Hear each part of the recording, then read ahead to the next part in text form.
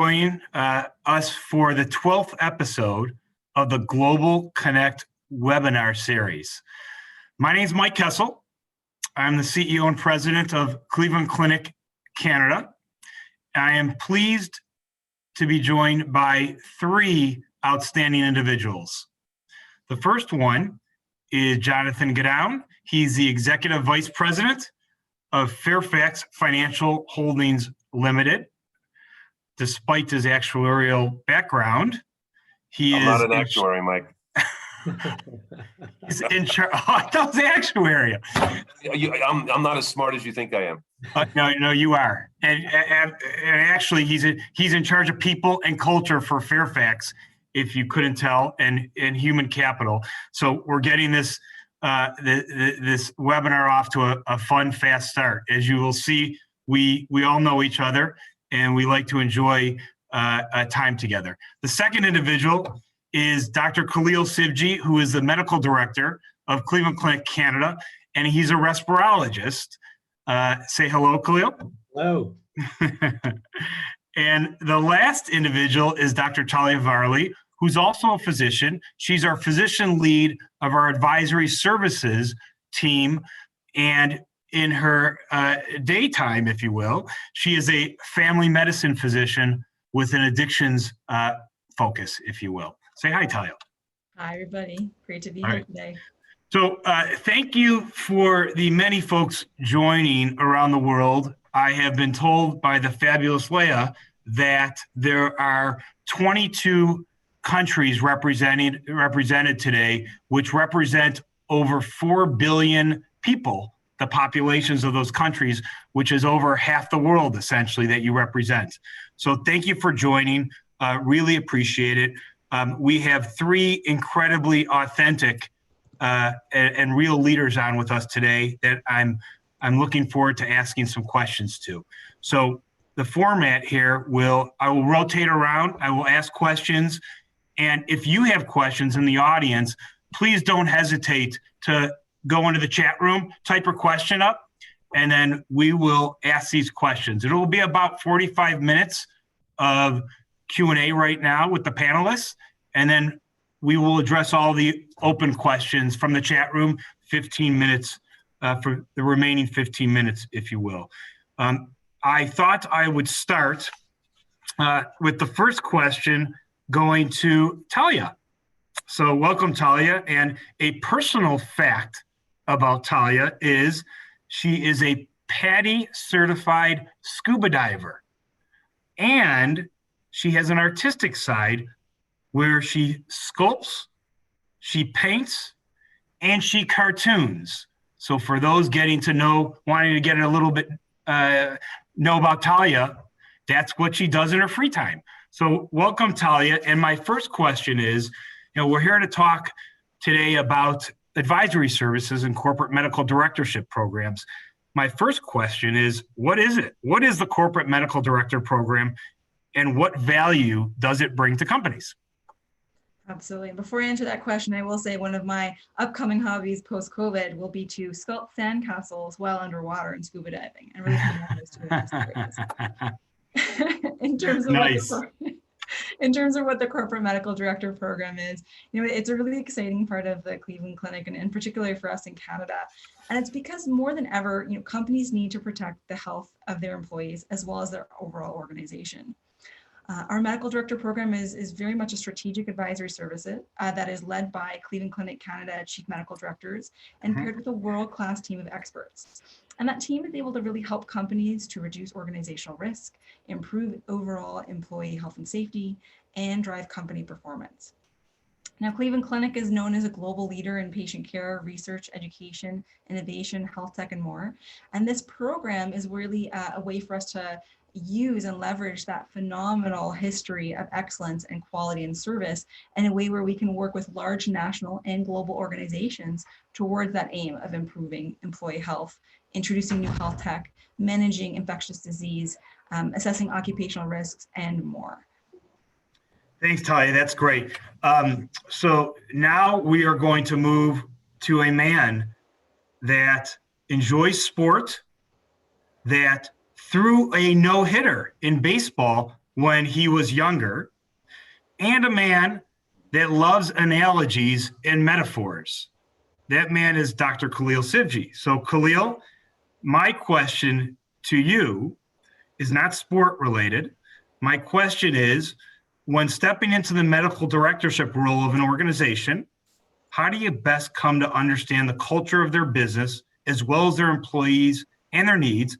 What are some success stories or learning lessons that you've encountered? And let it be known you are not only the medical director for Cleveland Clinic Canada, but within this corporate medical director program, you are the medical director designate for Fairfax. So you get to work closely with Jonathan. Yeah, thanks. Thanks for the question, and thanks for the invitation to be here today. I've had the privilege of being the chief medical director for Fairfax and work closely with Jonathan and his team. But also, I've had the privilege of also being the chief medical director for another financial institution. And so my comments will be reflective of my experience with both of those companies. And it turns out that no matter what your company does, the culture, I think, is reflected in two groups of people. It's reflected first in their leaders. And so when you ask me, how do I understand the culture of an organization, I hang out with their leaders and I talk to their leaders and I watch how they make decisions, because I think the way a senior leadership team makes decisions is a great way to understand what the culture of that company is. And then secondly, I meet the people. So as many times as I possibly can, I will attend, for instance, the annual general meeting for Fairfax, which I've attended 3 times, and just walk amongst the people and walk amongst the people who make the organization run, and that tells you a lot as well. I try to visit the office as many times as I can. Of course, with Fairfax, it's a little more challenging because they are more decentralized and a global organization. But you try to meet as many people in as many different parts of the world. And Jonathan has introduced us to leaders in all different parts of the world that they operate in. So that's been another way. And I think an example of how you can tell the culture of an organization based on the decisions that they make was actually not related to my work with Fairfax, but my work with the financial institution. And this happened about 2 or 3 years ago, where there was an infectious outbreak at one of the offices. It was on the other side of the country. It wasn't convenient for me to be out there. And I spoke to the leaders and I said, I have 2 choices. I can get on a Zoom call and I can talk to the people in that office and help them through this, or I can be there with them, empathize with them, understand what their concerns are, what they're going through, and sort of shepherd them through this little challenge that they were having. And without hesitation, they said, we want you out there. And so this is obviously pre-COVID, when travel was much easier and safer. I hopped on the plane, and that day I was in their office on the other side of the country, and I was meeting with their managers and I was meeting with their employees, and met with all the people that were supporting them through this mini crisis. So that spoke volumes about the culture of the company and how important that they felt keeping their employees safe and supported was. Yeah, that's great. Thanks, Khalil. That's a great example. And we'll move on, last but not least, certainly last but not least, to the not actuary, but someone that believes strongly in health and wellness, like we all do, as evidenced by his most recent Peloton score, which I would like to share with this audience. So as a cyclist, I had to look this up, Jonathan. He just completed a 45-minute session, and he produced 666 kilojoules, averaging 23 miles per hour for the 45-minute trip, if you will, out of 72,000 riders. Wow. He was in the top 3.6%.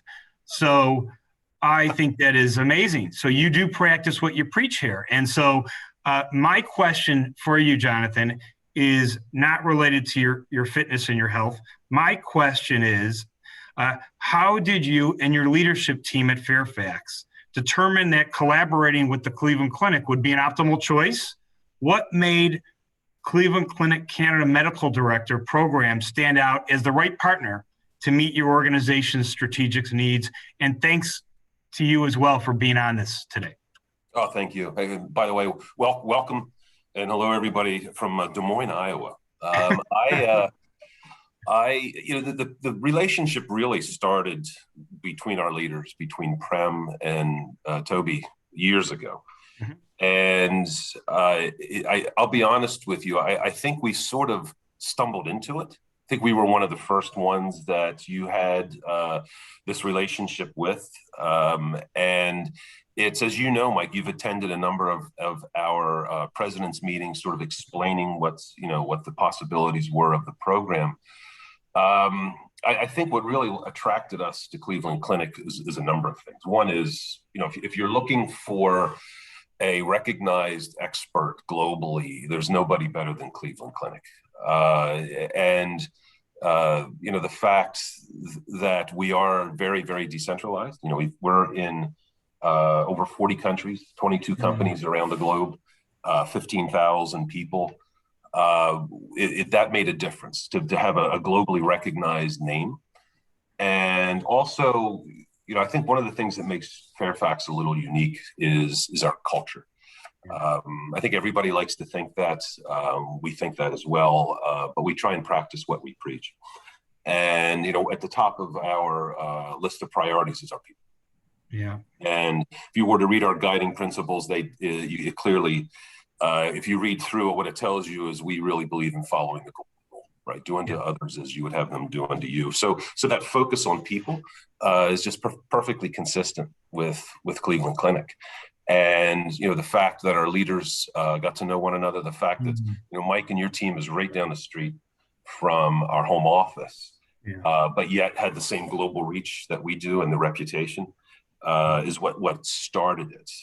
I don't think we ever could have expected or what it's turned into. And obviously COVID had a lot to do with that, but even pre-COVID, the engagement, the interaction, your willingness to work with us.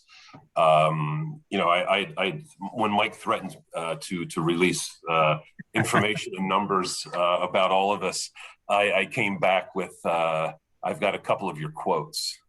And there's two things that Mike always says. One is anything for you, buddy. Anything you need. And the other one is we're on it. And it's that really is a common theme across all of the relationships, all of the activities, all of the various things that we've done with Cleveland Clinic is you've never said no.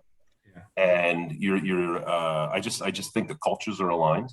Mm-hmm. And we, even though we have 15,000 people, our holding company, if you include our offices in Dublin and places like Mauritius and the Caribbean, we have maybe 100 people at the holding company, less than that in Toronto.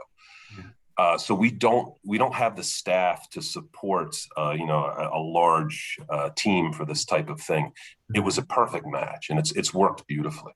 And I will tell you, it's one of the few instances where we've utilized a third party at the holding company and offered it down to our operating companies who were very decentralized and had it work as well as this. Yeah, that's great.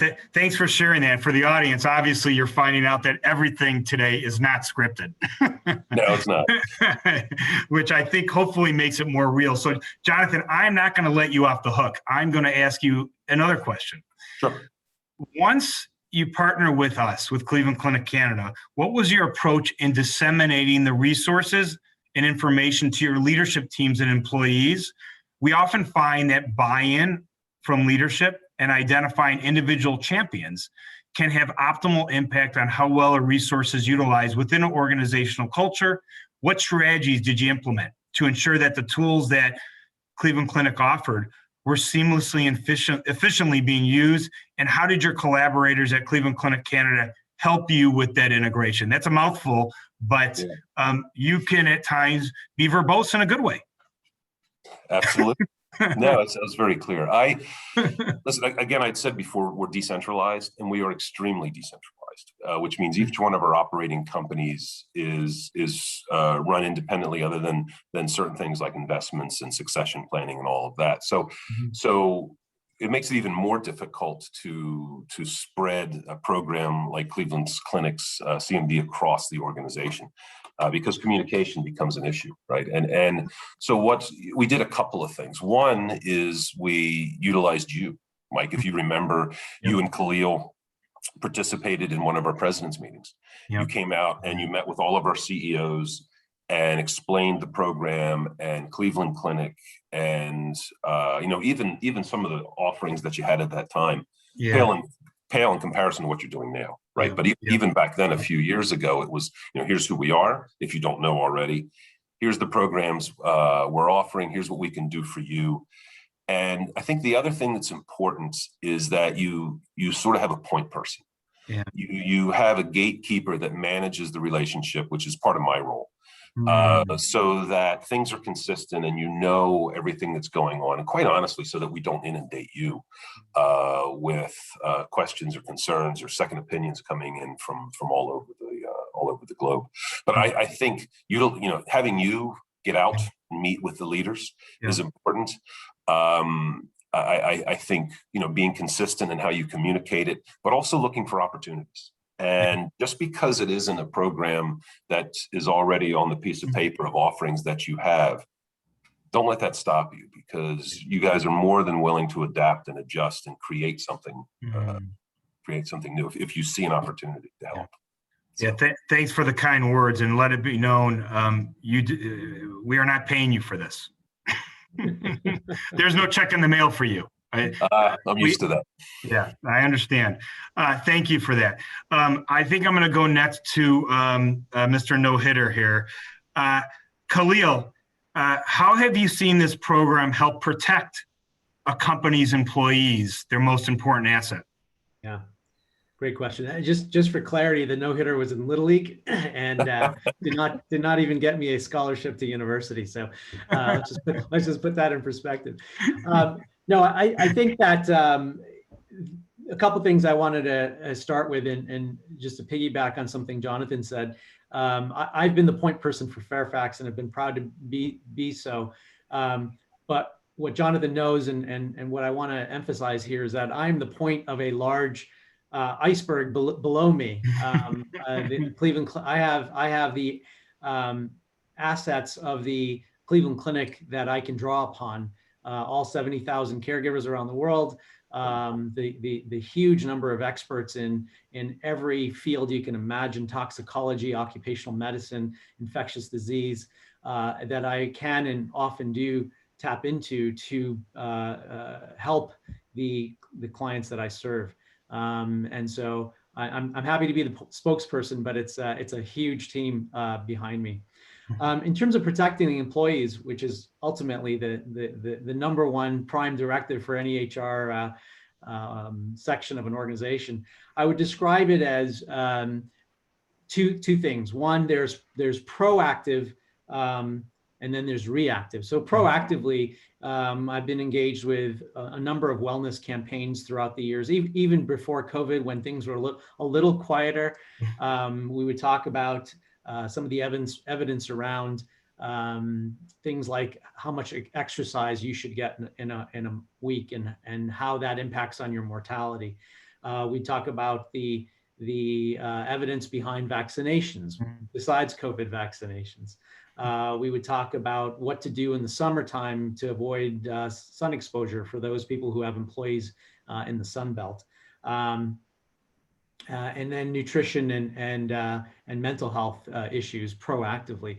I think obviously this last year and a half has made my focus a lot of reactive engagement, and that has been mostly, I describe them as sort of three things: exposures, which are toxic or infectious exposures, and we've had a lot of that recently in the last year.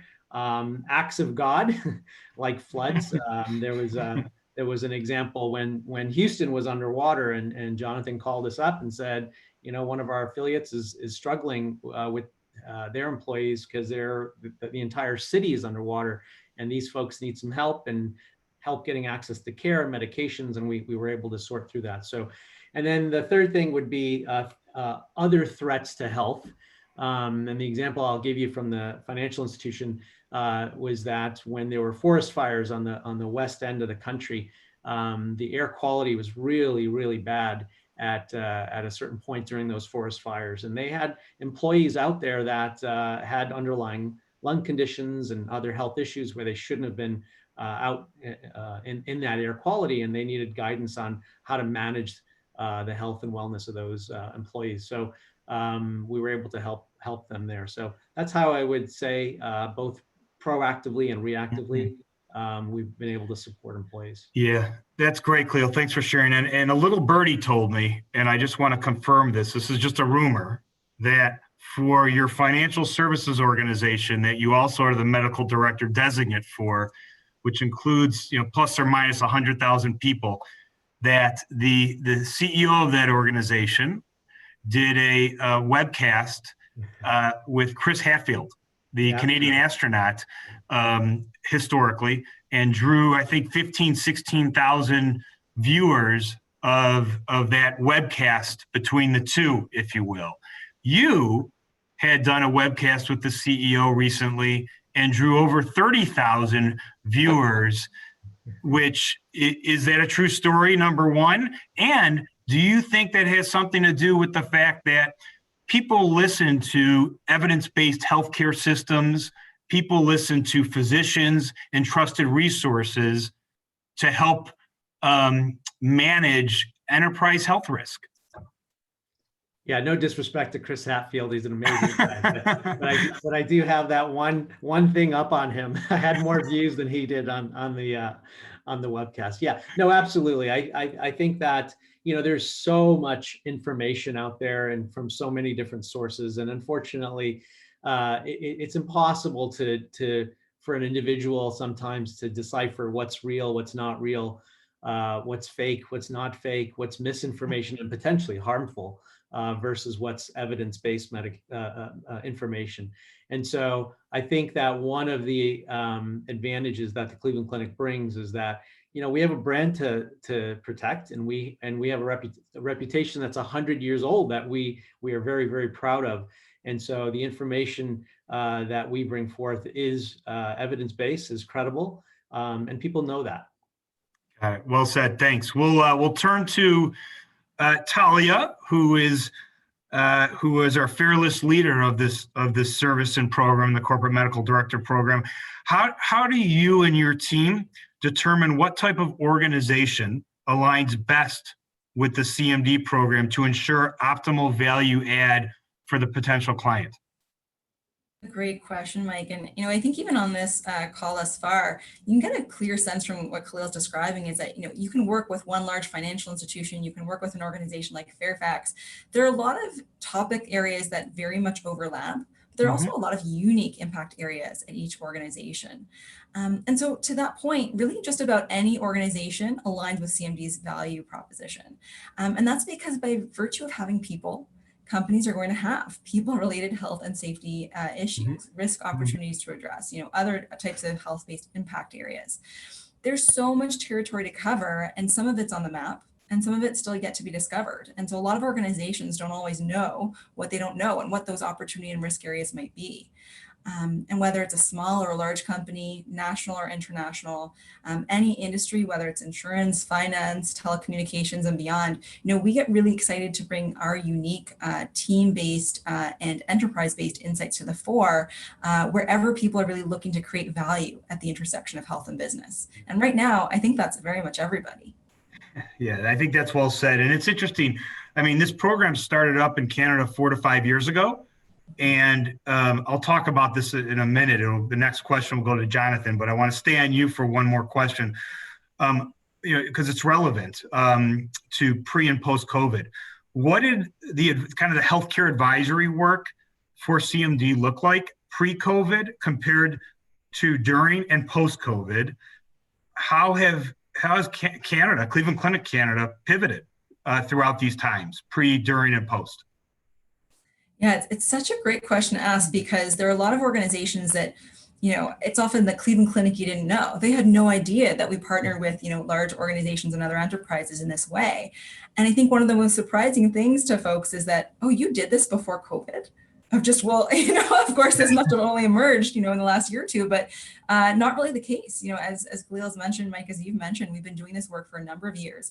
And I think it's because the clinic has had a fundamental and unique insight, I think, in the marketplace where we've known and perceived this gap that is clinical corporate gap for a lot of non-healthcare organizations and their healthcare-based needs. And so interestingly, as much as COVID is a very unique, area of sort of health, risk right now, a lot of the same types of things apply and a lot of the same types of advisory areas apply.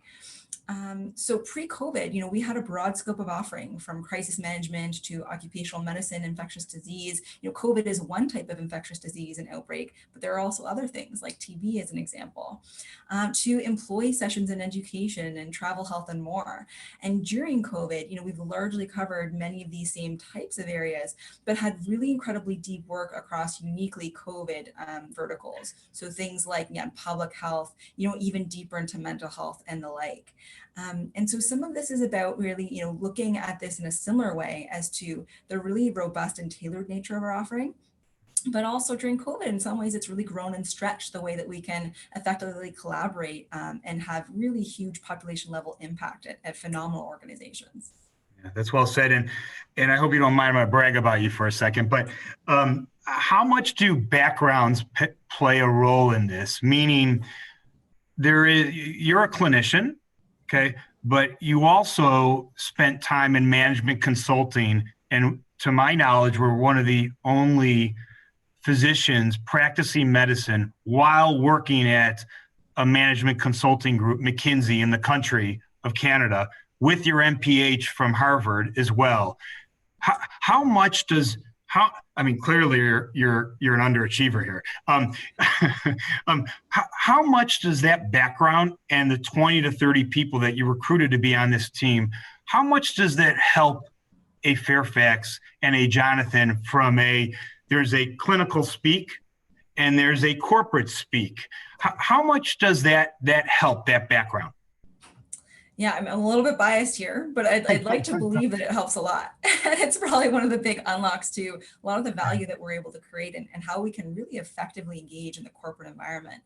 Yeah. There's a lexicon, there's a language to medicine, just as there is in business. But there are very few clinician leaders and experts in the world who speak both languages. Yeah. And that's a lot of the secret sauce of our team. And I think also just people who are really passionate and motivated to move the needle on health and safety and wellness in the workplace. So I think it's a combination of really being very purpose-driven in our mission and partnering with companies, but also just incredible backgrounds with people who are, to your term, I think you've used in the last year or so, clinical, corporate warriors. Yeah. And I think we very much, march into that beat and really try to do as much as we can to drive impact, especially at a time like COVID when it really matters a lot. Yeah. Thanks for sharing that. And I have to tell you, it's been fun to watch you lead this group, and the growth has been tremendous. So transparently, this program has grown 400% in the last 15 months, and it would not be here without your leadership. And it also, quite frankly, would not be here if organizations like Fairfax took that leap of faith over 4 years ago. And that dovetails nicely into this question for you, my friend Jonathan. Investing early in a collaboration with Cleveland Clinic Canada shows how forward-thinking Fairfax is, as well as how much your organization cares for its employees. What has been the response from your employees about the services and or resources they've utilized through Cleveland Clinic Canada? Being patient first, we always love to hear about the successes and learning opportunities. Any specific feedback or interesting stories? Yeah, I think first and foremost, it shows we care. Yeah. Right. The fact that we developed and really sort of watched this relationship grow over time as because it was relatively, it was brand new, right? Yep. It was untested waters. Nobody was quite sure what and how it would fit and what would work. And it's been fantastic to watch it grow, but it shows our people we care. Mhm. And I think it also gives them a wonderful sense of security, knowing that a resource like Cleveland Clinic is available to them. And I'll give you, I can think of a couple of things as far as examples, but one of them sort of relates to the other financial institutions turn out to watch Khalil. Khalil and his team have been good enough to do a number of webinars on vaccination, and really just educational vaccination webinars to help people, understand, the not only COVID, but also why vaccination is important. And we've probably done a half a dozen or more for some of our companies globally. The turnout rate has been anywhere from 75 to almost 90% of employees on a voluntary basis coming on to watch these webinars. And we had one instance where out of 1,200 employees, we had 1,000 people come on to the webinar, and there were 170 questions. I mean, that right there tells you people are engaged, right? They want to know.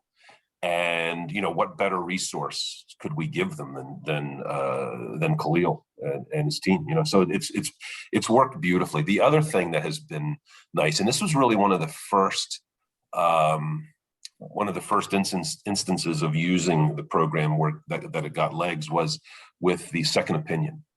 And any one of our companies anywhere in the world has access to your team of experts for second opinions, either for themselves or in some cases close family members.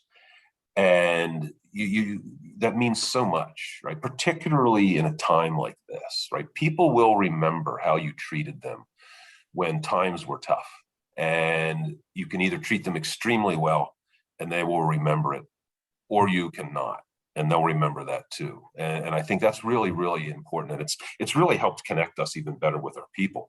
But there have been a number of instances where, particularly when it's someone's child, and there's an extreme medical issue, and they're looking for a second opinion, and they can turn it around in a day. I mean, they'll come through me, make a phone call, and you guys are on it before lunchtime. Yeah. And it's you can't put a value on that. You really can't. Yeah, thanks for sharing that, Jonathan. It really means a lot to us, because as we all know, we're a patient first organization, period. And I have to tell you, just reflecting on this program, kind of the CMD program over time, and kind of starting this thing up and out, I think one of the big points and messages that we got across was, the fact that there are 900,000 medical articles published each year in 5,600 medical journals. One physician cannot read all of those. It's just impossible. Well, maybe Khalil can, but medical knowledge used to double 20 to 30 years. Now it's doubling every 73 days. That's a big stat. And so one person can't do it all. And I bring this up because this CMD program around strategy, it is around information and getting population-based information that's evidence-based, that's trusted to our partners, Fairfax. And I'm going to go off script here for a sec with Khalil here. Khalil, you've been practicing for a long time, and in the U.S. and in Canada. And I've heard you say before, one of the special things about this CMD kind of elite medical team, as Talia referred to, of these 20 to 30 folks here in Canada, not just the 5,000 physicians in our system, but the ones here as well, you meet. I think it's every Monday night at 8:30 for an hour. And tell me a little bit about why you're meeting and what's coming out of that, and how that intel helps inform the Fairfaxes and the other partners that we have. Yeah, no, I've told you before, but I'll tell you again now in a public forum. That's probably my favorite hour of the week, because what we do is what Talia has assembled essentially is a think tank of 20 of what I think are some of the brightest minds I've ever worked with across different disciplines of medicine. So we have infectious disease docs, and we have occupational medicine docs, and we have public health experts, and I'm a respirologist. We have internists, et cetera, et cetera, et cetera. And each one of these, you talked about that body of evidence and the number of papers. Just with this pandemic alone, I heard a statistic the other day that there are 300 papers published every day on this virus. And so there's absolutely no way one person sitting in an office can consume and interpret and weed out the good information from the bad information and then make it applicable in your counsel to your clients. And so this group is absolutely fantastic and crucial because they do look at this information, slice and dice it. We like I described it before, it's a think tank. We discuss the information. We look at what does the raw data show us? What is the science telling us? And then we mold the communication, which is absolutely critical. I think the science of the communication is as important as the science. So we say, okay, now that we know, for example, this vaccine has been shown to, in 1 in a million people, do this as a potential side effect. How do we communicate that in a meaningful way so that it's not miscommunicated as overblowing that risk, and gives comfort and a true meaning to when we deliver this information. So it's an absolute. I think it's to me, and I'll say this with full humility, but I think it's the hardest think tank around that I've seen discussing these issues. So yeah. Thanks for sharing that. And last question for you here, Khalil. Then I'll go on to someone else. Don't worry. What are some of the biggest challenges, like for everyone that's on this call right now from the 22 countries? What do you think are some of the biggest challenges an organization is going to face coming out of COVID when we come out of it? Yeah, I think there are pandemics that are hidden beneath this pandemic that we're certainly recognizing, but I don't think we've started addressing. And the two biggest ones that I have concerns about and will need to address with our clients going forward. One is that there's been a delay or maybe even a suppression out of necessity of general health maintenance. So we're seeing a lot of cardiovascular disease presenting very late. People coming in instead of having their stress test and trying to figure out if they do have coronary disease, are presenting with angina or even presenting with a heart attack. That shouldn't be, and that wasn't nearly as much of a problem before the pandemic. There was a recent article that came out in one of the medical journals that said of the top 6 cancer diagnoses, the rate of detection of those went down 50% last year in 2020. That's not because those cancers went down 50%. It's because we failed to detect those cancers. And as everyone knows, the sooner you detect a cancer in an earlier stage, the better the outcome. So we have a lot of making up to do for general health maintenance. I think that's one of the biggest things that we're going to face as a society and certainly as companies because of the impact of illness on employees and absenteeism and things like that, and benefits.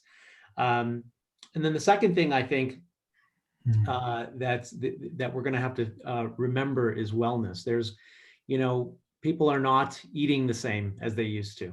We're gaining weight. People are exceptionally anxious and some are depressed, and there's all kinds of mental health issues that are going to be unveiled, if you will, as we come out of this pandemic, and are going to need to be recognized and treated head on. And people are, some people are exercising more, as Jonathan demonstrated with his Peloton accomplishments, but a lot of people are not. A lot of people are home and, maybe consuming too much alcohol more than they used to. I have as a respirologist, unfortunately, many of my patients who stopped smoking because they went into work and it wasn't allowed. You weren't allowed to smoke in buildings. are home and started smoking again, because that deterrent to smoke is not there anymore. So I think we're going to see a lot of these types of second pandemics emerge as we come out of this one pandemic. Thanks for sharing that, Khalil. I'm going to turn to Talia here. I know we work with now close to 15 verticals, 15 different markets in the entertainment. It could be health tech, technology, pension plans, financial institutions, global insurance carriers. Kind of the list goes on. My question is, when approaching the relationship with a non-healthcare focused organization, what is one of the biggest hurdles you encounter if you meet resistance from your organizational leadership partners? How do you overcome that hurdle, or what strategies do you utilize to drive home the return on investment in these important services? Yeah, and I think to answer this, I'm going to be a bit general at first, and then we'll get more specific from there. But life is all about people. So whether you're engaging a patient in clinic or a leader in an office building, or on Zoom, moment to moment, day to day, it all involves relationships. And so it's interesting because whether it's talking to a patient about their diagnosis and recommending, a medication or a rehabilitation program plan, or if it's a corporate leader and you're talking to them about a potential gap area and a strategy to close that gap, and potentially even accelerate them towards an industry-leading positioning there, it's all about effective communication. And that communication is driven by a few things. So having an unbiased, independent perspective, being driven by evidence-based information and rational decision-making. And I think also, just thinking a few steps ahead at every moment, so you can be proactive and take a preventative approach rather than a reactive one, alluding to Khalil's comment earlier.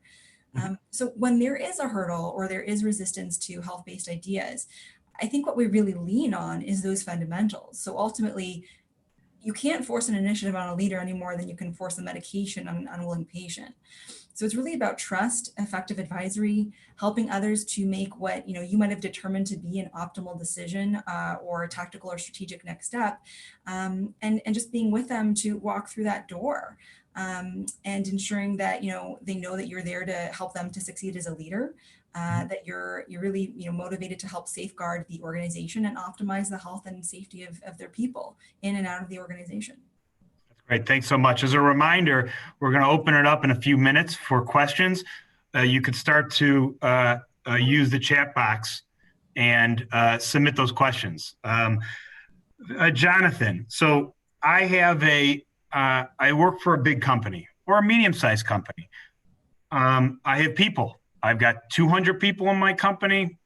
I've got thousands of people in my company. It doesn't matter. I've got a CEO.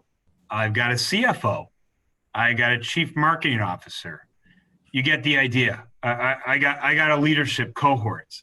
Okay. Right. People are our most important asset, as everyone on this call has said.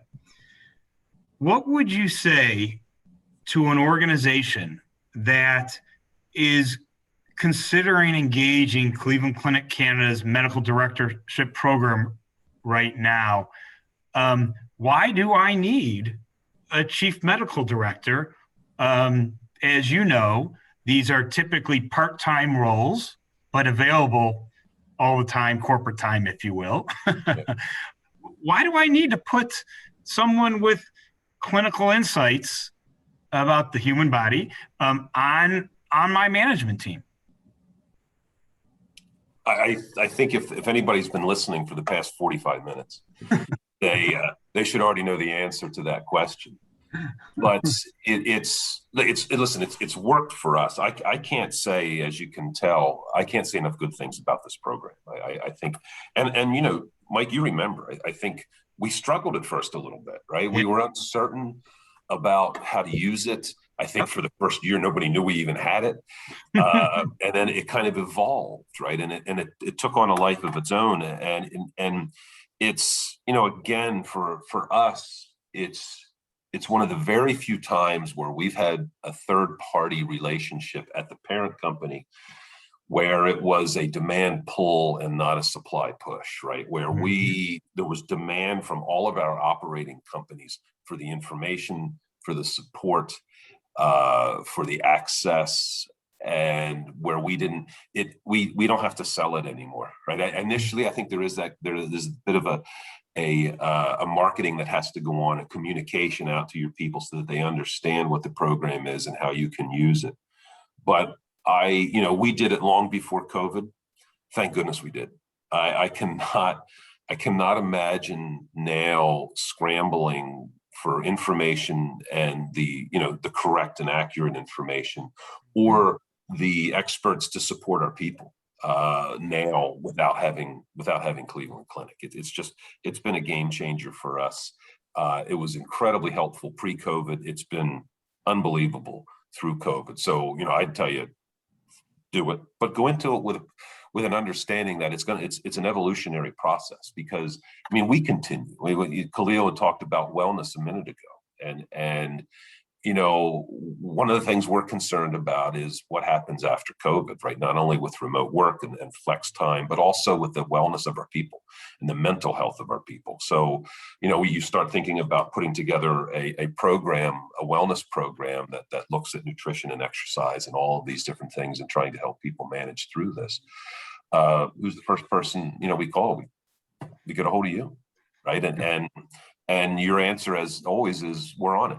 And so now we're in the process of developing with your help, a wellness program for our people post-COVID. So it's always changing. It's depending on what the particular issue is at hand, and that's what's been nice is your willingness to be. You're very flexible. You're always willing to help, and if you don't know the answer, you know who does.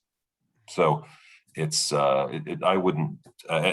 been tremendous. I don't know what we would have done without it. Thanks for the kind words. And I'm going to go to Talia here.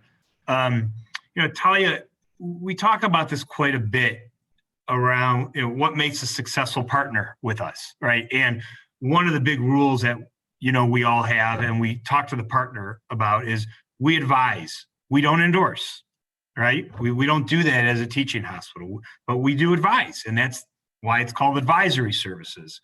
My question is, you have a stakeholder, Jonathan, who's passionate about this program and who is a leader on the other side, right, as our partner. How important is it to identify a Jonathan, a senior leader that's passionate about this on the partner side?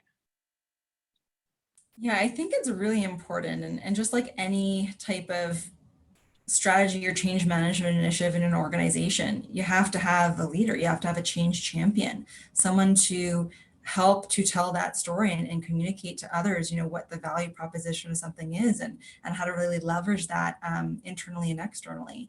And so I think it's really critical because you need that person to help, to navigate, just like with any, third party, Jonathan, as you mentioned, there have to be really solid connection points and people that you can partner really effectively with. And, from a more of a purpose-driven sort of standpoint, I think a lot of what happens in the health, safety, and wellness space, it's so easy to like get behind that, and it's so easy to get aligned with it. But it still takes a leader, I think, again, to shepherd that organization and get folks in the right direction. And as we think about, larger trends, across COVID, but also post-COVID, ESG into the coming 5 to 10 plus years, I think these are some of the phenomenal leaders who I think are really coming up and stepping in a new light now. I think in some ways, like, this is the time of the CHRO and the CRO in ways that we haven't really seen before. And it's really exciting to be able to partner with such phenomenal corporate leaders in this regard. That's great, thanks. And this question now has come from the audience, and anyone could answer it, but I thought maybe I'd start with Khalil.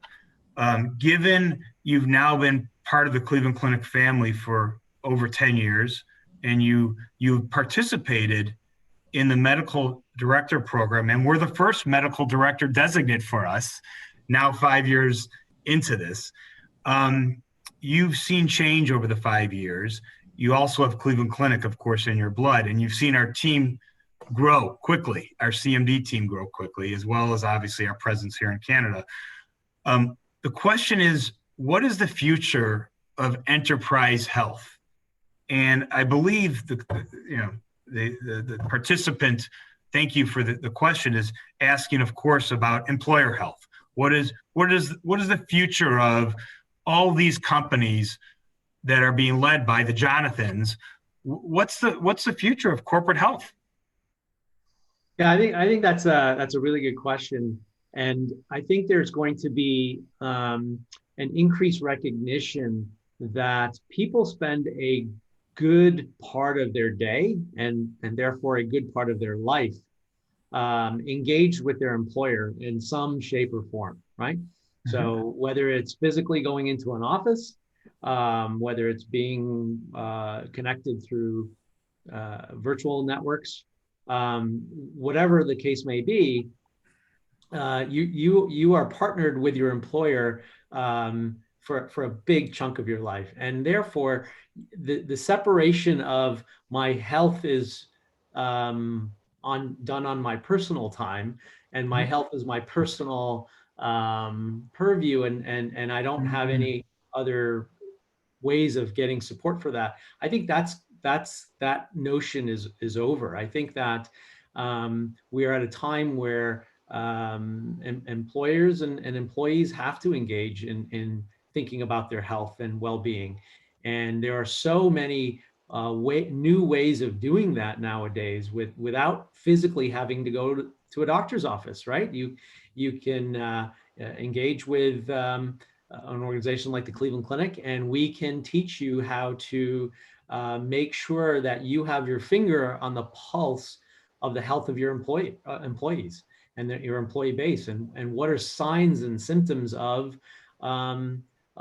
where things may need to have improvement. There's one law firm that we engaged with at one point where we just said, tell us what the average weight of your, height and weight of your employees are, and we'll tell you if they're exercising enough and if they're eating enough. Okay, give us the percentage of absenteeism and presenteeism you've experienced over the last 5 years, and we'll decipher that and tell you how and why that might be happening. So I think that the engagement of employers and employees and dealing with health matters is the future of healthcare. And I think that's well said. And how does that? I know you've all been on calls because a number of our companies, like Jonathan, Fairfax, they have presence all over the world. So you're taking calls, you're doing presentations, you're educating, you're sharing information. Sometimes at one of our CMDs waking up at 4 a.m. to do a presentation, or like, how does, this is a global offering because organizations are global. And as we all know, prior to COVID, the era of the global traveler, personal and or work, continue to accelerate. My gut will tell me once this is over, if you will, people will be traveling quite a bit.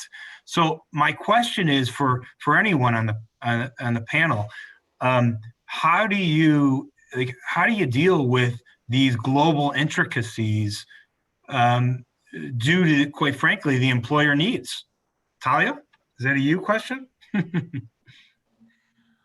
Yeah, I think that really the power of our global system is to have this not only multidisciplinary support, but also people in different geographies, so different boots on the ground insights, but also might be available at different times of day. So as much as Khalil is a superhero in and of itself, and in his own right, he also does need sleep, at least a few hours a night, I would hope.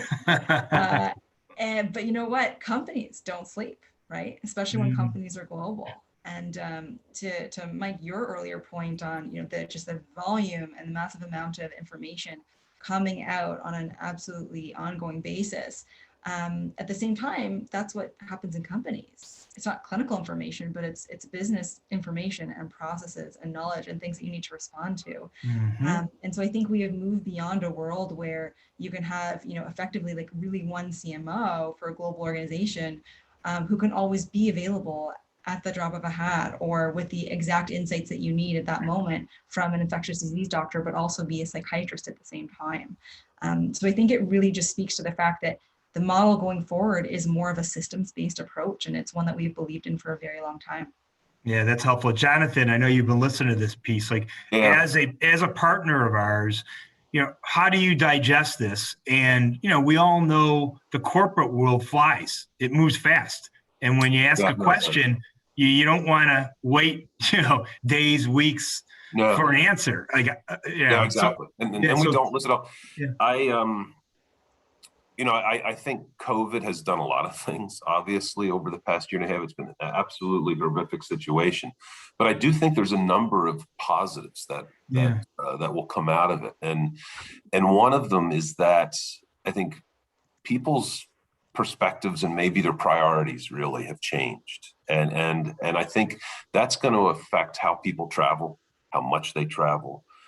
I think things like this, Zoom and Microsoft Teams and virtual meetings are now normal, right? They were, for me to answer my phone and not see the person when I'm talking to them is actually kind of weird, right? We got so used to doing virtual meetings that I think that'll pull back a little bit. I think listen, everybody's itching to get out on the road and things get life back to normal. But I think it's going to be a new normal. I think it's going to be a little different. I think people are going to find a little bit more balance. And with that, I think how you communicate and how you engage them has changed as well. And I think, a perfect example is on a series that we're doing now with you for our people. Oh, yeah. We've gone at it in writing. So some people like to read. Some people like to watch a 15-minute sort of Q&A. And you guys are able to bang out these Q&As in, every week, every 2 weeks for us, that we can send it out to everyone. And not only that, you've been able to adjust it regionally. So if there's a particular issue in, say, Brazil or South Africa or Ukraine, where we have operations, you're able to tailor it to meet their particular needs, and you turn it around quickly. So I think you have to be flexible, and you have to adapt to not only the particular need, but then how your client wants to receive that information, and you've done that. So yeah, thank you. Thank you for sharing that. We've got 2 minutes left, and I think the last thing that I'd like to ask is, if you were to describe, I'd say, the services in this program in one or two words. Okay, what 1 or 2 words would you use to describe it? This has not been scripted. So to the audience, I have no idea what they're going to say. Jonathan has a very nice sense of humor, so I can only imagine. In a word, easy. Okay, perfect. Khalil? I would say synergy. I think that we make organizations better and they make us better. Yeah, that's great. Talia? I take 2 words: purposeful impact. That's great. Yes, very impactful. That's great. That's great. So I appreciate that. We have 1 minute left. If there are any additional questions, put them on the chat room. If we don't see another question in the next 30 seconds, we will depart. And I also I guess I'll parallel path here. I wanted to thank each of our panelists today. Each of them hold a very special place in my heart. And I really enjoy working with all 3 of you.